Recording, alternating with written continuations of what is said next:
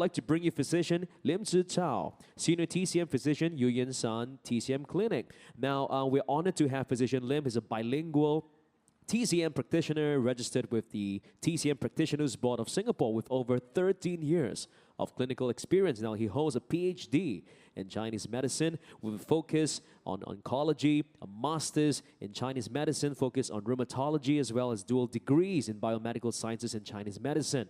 Ladies and gentlemen, we're fortunate to have such professionals joining us. So if you can join me, well, let's welcome physician Lim Chao. Hi, thank you. I'm physician Lim from Yu Yan San. So my sharing today is on managing sinus and allergies with the help of TCM. Okay, so a brief introduction about myself. So I'm a full-time TCM physician with Yu Yan San, currently stationed at Woodleigh, Mount Elizabeth Novena, and Guaco Tower. So this is the outline of my sharing today. TCM, how TCM views sinus and allergy, a few acupressure points that you can do at your own free time to help better manage sinus, some herbal remedies that you can incorporate into your lifestyle, and some dietary and lifestyle adjustments. So, sinus is getting more and more common in Singapore today. So before I go into how TCM views sinus, let me just share a few symptoms that you can see before you. So do you wake up with blocked nose? Do you sneeze non-stop when weather changes? Do you experience pressure at your sinus when the aircon gets too cold? Do you experience runny nose in the morning? So these symptoms are very common in the clinical setting nowadays, and usually they reflect an underlying sensitivity in the respiratory system. So from the TCM perspective, why is this so common in Singapore nowadays? Firstly, air conditioning. Singapore is a very hot country, so you can basically find aircon everywhere. And prolonged exposure to cold air actually weakens our lung system, making it more susceptible to cold pathogens. Next, humidity. So Singapore is a very humid environment, and this humidity actually contributes to the dampness in our body, causing phlegm and congestion with the sinus.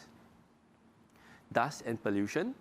So dust and pollutions are external irritants, and in TCM, we coin them as external pathogens. And when the lungs Qi, or the immune defenses of the lungs is weak, it makes us more susceptible to these external pathogens. Lastly, stress and poor sleep. So being under prolonged stress and having poor quality sleep, so all these will weaken our body, weaken our body's ability to self-regulate. So the two particular systems that is important here is the spleen and the lung system. So when the lungs and the spleen systems are weakened, the immune system of our body drops, and this makes us more susceptible to external stimulus. So sinus is a multifactorial issue. There is internal and external factors, and that's the reason why sinus from the TCM perspective is persistent. So now we are going a little bit deeper into sinus and allergy. So sinus and allergy from the TCM perspective is not just an issue with the nose. In TCM, we view it in the holistic approach. So when sinus and allergies were to occur, it reflects an underlying imbalance in the body. And as mentioned previously, the imbalance would tend to occur at the lungs and the spleen. So the first system, the lungs. So why is the lung so important? From the TCM perspective, the nose is the opening of the lungs, and the lungs perform many important functions, and this involves regulating breathing, circulating the qi, and it keeps the airway open. So when the lungs were to be unable to perform its function, stuffy nose, sneezing, increased nasal discharge, and reduced sense of smell would occur. Spleen. So this is another important system. From the TCM perspective, the spleen actually helps with digestion. It helps to boost the digestive function and increase the nutrients absorption and distribution throughout our body. Another important function of the spleen is that it helps to regulate fluid metabolism. So when the spleen fails to perform its function, when fluid metabolism goes haywire, this imbalance can lead to fluid accumulation in our body, and this in TCM we call them phlegm, and this can lead to persistent sinus congestion. It can lead to increased nasal discharge. It can cause heavy sensation in the head, and it can cause chronic issues with the sinus. So from the TCM perspective, when we treat patients in the clinical setting, we have to differentiate their symptoms. Basically, the body types that they are currently in, only then, based on these symptoms or pattern, we would prescribe treatment. So this is the first common pattern or syndrome that we see in the clinical setting. It's called the Wien-Koh syndrome. So individuals with this Wien-Koh pattern, they generally present with a lot of sneezing. They have runny nose with clear watery mucus, and it usually worsens with cold air and aircon. So this is commonly seen in acute rhinitis with histamine release. So the next common pattern is this Wien heat pattern. So such individuals generally have stuffy nose, yellow mucus, often accompanied by sore throat and headache. So such individuals generally would be suffering from, for example, bacterial infection of the sinus. So the last common pattern is this spleen Qi deficiency with phlegm.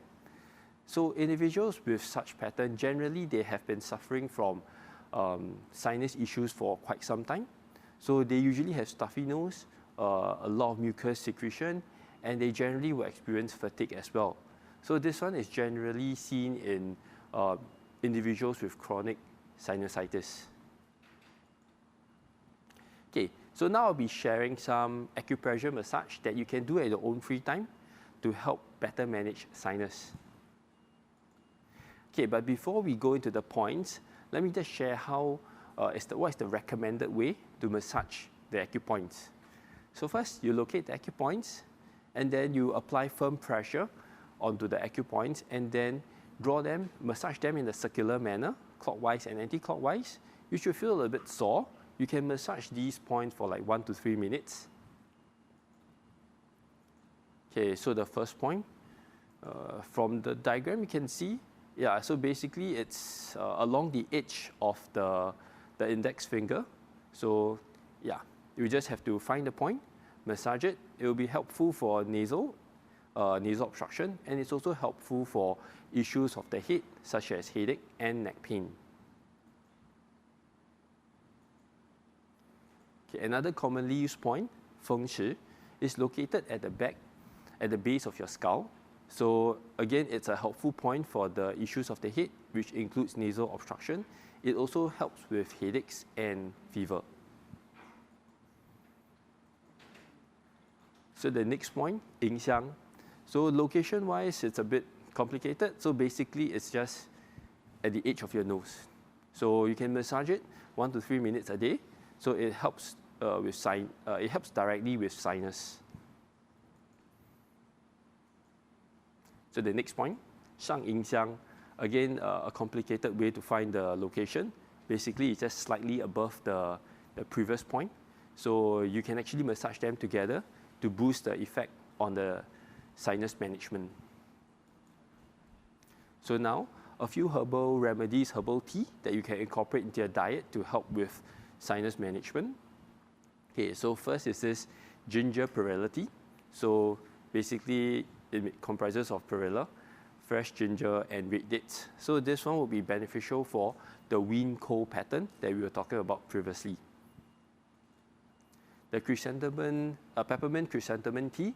So this one has a cooling effect, so it helps with the Wien heat syndrome that we were mentioning previously. So the last one, the citrus licorice tea. So this helps with the spleen deficiency with phlegm. So this one basically helps with the digestive system, and it helps with the phlegm clearance. So now a few lifestyle and dietary adjustments, because from the TCM perspective, TCM is not just treatment, it's also a lifestyle. So in the clinical setting, we will usually recommend some dietary and lifestyle adjustments, which includes avoiding raw and cold food, avoiding cold air, avoiding sleeping with wet hair, do some regular exercise, and change out of sweaty clothes. So in summary, two main organ systems that we are concerned about, the lungs and the spleen. A few acupoints that we can incorporate into our massage, 合谷风池迎香 and 上迎香, and some herbal remedies that you can incorporate into your lifestyle. Yeah, and yeah, it'll be good to do some lifestyle adjustments as well. So thank you.